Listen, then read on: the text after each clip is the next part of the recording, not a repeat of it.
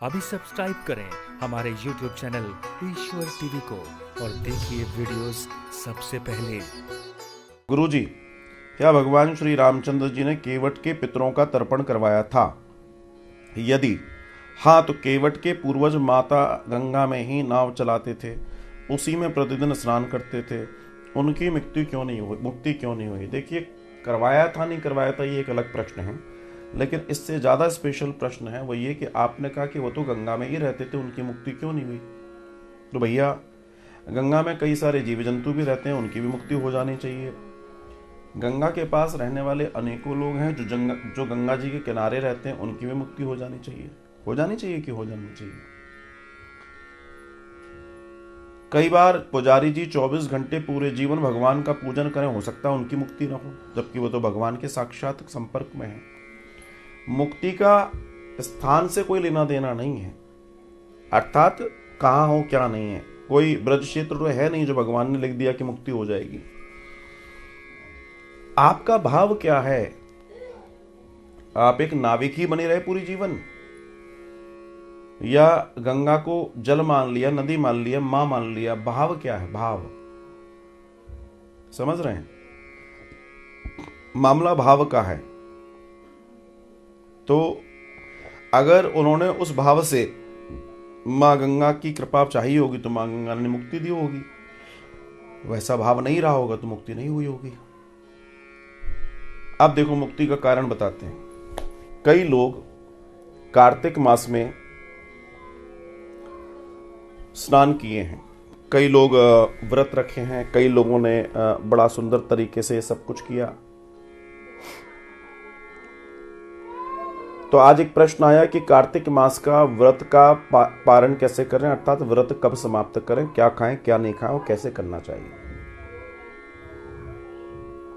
वैसे तो कहा गया है कि अगर कोई व्यक्ति पूरा कार्तिक नहीं रह पाया तो त्रिकार्तिक जरूर रहना चाहिए। त्रिकार्तिक का मतलब होता है 14, त्रयोदशी और पूर्णिमा, ये लास्ट के 3 दिन। लेकिन अगर आप ये भी नहीं रह पाए हैं और घर से नहीं निकल पाए हैं तो मैं आप लोगों को एक निवेदन करता हूं। कल विश्राम है कार्तिक का, तो कल गंगा जल में, घर में गंगा जल होगा, गंगा जल में स्नान करें। अब गंगा जल में कैसे स्नान करें? कई लोग बाल्टी भर लेते हैं और बाल्टी में 1 ढक्कन, 2 बूंद, 4 बूंद, कुछ तो भी गंगा जल डाल देते हैं, ये आपको भी मालूम है। लेकिन जीवन में ध्यान रखना, गंगा जल का सही जो रिजल्ट है, गंगा जल स्नान करते में बाल्टी में नहीं डाला जाता, बाल्टी में पहले पानी नहीं डाला जाता, पहले बाल्टी में गंगा जल डाला जाएगा। जीवन में ध्यान रखिएगा, पहले गंगा जल डाला जाएगा, फिर पानी डाला जाएगा, पानी में गंगा जल नहीं डाला जाता। निवेदन है आपसे, कभी भी आप सोचें कि घर में हम गंगा जल से स्नान कर रहे हैं और कर लें तो बिल्कुल कीजिए, but you do one thing only, Ganga जल पहले बाल्टी में डालिए, उसके बाद पानी भरिए उसमें। ये प्रोसेस है, ठीक है? तो ये आप जरूर करिएगा। दूसरा, कल के दिन तुलसी का दान जरूर करें। कल के दिन पीपल को प्रणाम जरूर करें। कल के दिन आंवले का दान, और आंवले को प्रदान भी कर सकते हैं, आंवले को प्रणाम भी कर सकते हैं। मैं इसलिए कह रहा हूं क्योंकि ये इस पूरे महीने में इन तीनों का बड़ा महत्व है। तीनों का यथाशक्ति दान करें, यथाशक्ति अन्नदान करें, आदि इत्यादि करें। सारे दिन व्रत को आप शाम को जब व्रत छोड़ें तो शाम का दीपदान करने के बाद आप व्रत छोड़ सकते हैं, अर्थात व्रत को। अब भारतवर्ष में अलग अलग प्रकृति है, अलग अलग लोकाचार हैं, अलग अलग जगहों के अलग अलग रीति रिवाज हैं।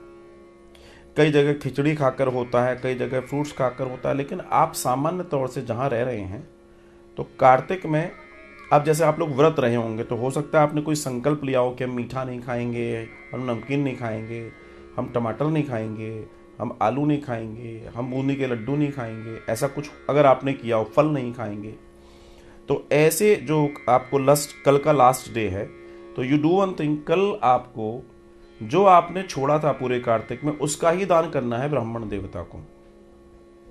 शाम को दीपदान करके भगवान का पूजन करें, और उसके बाद बड़े प्रेम से आप अपना व्रत खोल सकते हैं। पूजन के बाद जैसे चाहें वैसे खोलिए, मेरी तरफ से कोई बाध्यता नहीं है। इस बात को जरूर ध्यान रखें।